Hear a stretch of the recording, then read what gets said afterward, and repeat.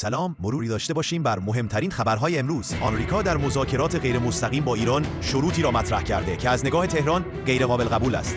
از جمله تحویل اورانیوم غنی شده 60% در برابر تنها تعلیق 6 ماهه اسنپبک و کاهش برد موشک‌های ایران به زیر 500 کیلومتر. ایران این شروط را رد کرده و بر ادامه دیپلماسی از موضع برابر تاکید دارد. مسعود پزشکیان، رئیس جمهور، در بازدید از سازمان انرژی اتمی اعلام کرد تأسیسات هسته‌ای کشور دوباره و با قدرت بیشتری ساخته خواهند شد.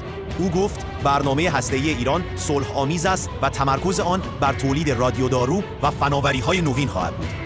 فرانس 24 گزارش داد تیم امنیت ملی کاخ سفید تصمیم گرفته فعلا با ایران مذاکره کند تا آرامش نسبی در خاورمیانه برقرار بماند و واشنگتن بتواند بر بحران ونزوئلا تمرکز کند.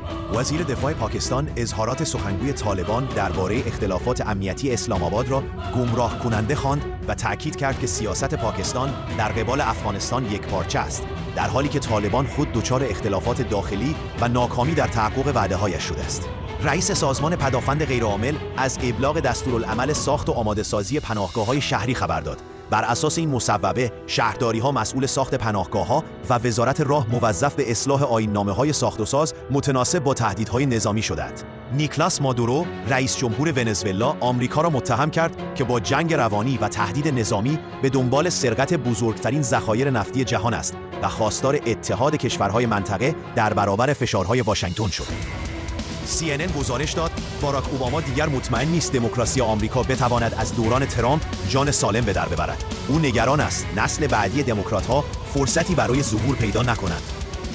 مجلس و نیروهای مسلح دو نوع معافیت سربازی را در چارچوب قانون جوانی جمعیت اعلام کردند.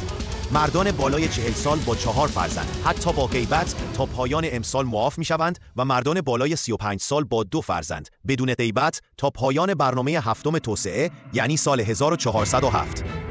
وزیر بهداشت گفت افراد فاقد بیمه درمانی در صورت بستری شدن همانجا تحت پوشش بیمه سلامت قرار می‌گیرند. اکنون 45 میلیون نفر بیمه سلامت دارند که 30 میلیون نفرشان رایگان خدمات می‌گیرند. اسمار، سرمربی جدید پرسپولیس، اعلام کرد تا پایان نیم فصل هیچ بازیکنی جذب نخواهد شد تا تمرکز تیم روی هماهنگی بازیکنان فعلی بماند و شایعه حضور علی قلی زاده را نیز تکذیب کرد.